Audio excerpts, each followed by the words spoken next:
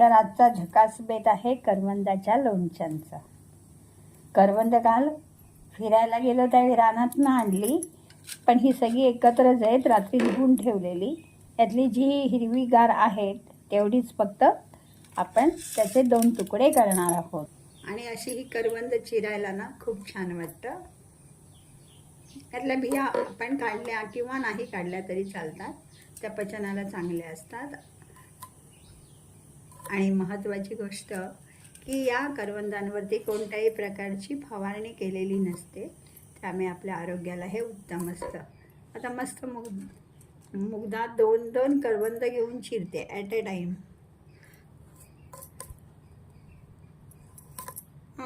खूप छान वाटतंय.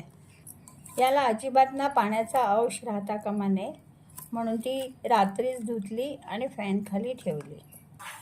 आणि इथे आपण तेल तापत ठेवलेलं आहे आणि मसाल्यासाठी आपण बाकीचं साहित्य गोळा करूया. तर आता आपण हे मसाल्यासाठी सगळं साहित्य घेतलेलं आहे. आपण कैरीचं लोणचं करताना जो मसाला वापरतो ना, तेच मी करवंदाच्या लोणच्याला वापरते. हिंग, हे जिरं आहे आणि ओवा.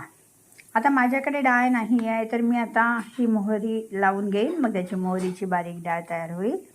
हे धणे आहेत, धणे पण आपण मिक्सरमधनं स्लाईड फिरवून घ्यायचे.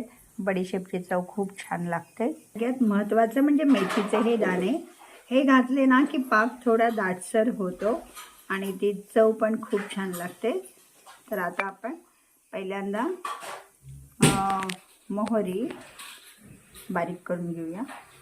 आणि आता ही मोहरी वाटून घेतलेली आहे मिक्सरला. तसंच आपण धणे आणि जिरेही मिक्सरमधनं काढून घेऊया. आता तेल तापलेलं आहे आणि आपण गॅस बंद करूया. आणि ज्यावेळी ते असं साधारण कोमट असेल त्यावेळी आपण सगळं त्याच्यात घालायचं आहे. आणि आता आपण पहिल्यांदा मोहरी भाजून घेऊया. गॅस काढलेला आहे. हिंग, जिरं आणि ओवा आणि मेथीचे जे 4 दाणे होते ते. बडीशेप अख्खीच घालायची आहे. धणे फक्त आपण बारीक करून घेऊया. आणि असे हे धण्याचे 2 भाग झालेले आहेत.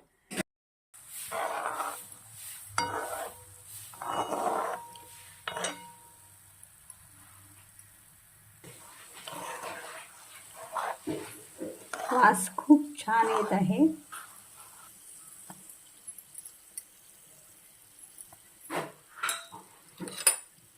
हळद. आणि आता आपण घालतोय मसाला.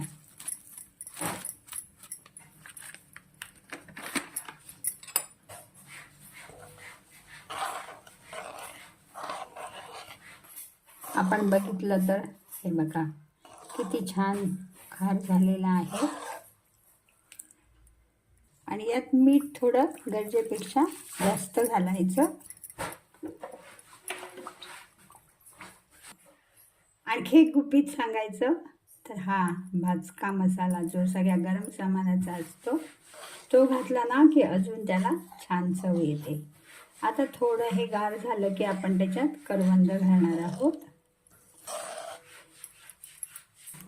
आता आपण याच्यात करवंद घालतोय.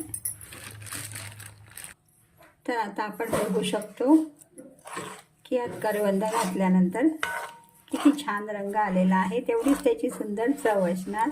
एकदा तुम्ही हे लोणचं केलं की परत परत स्वतः करून खावंसं वाटत राहणार. धन्यवाद.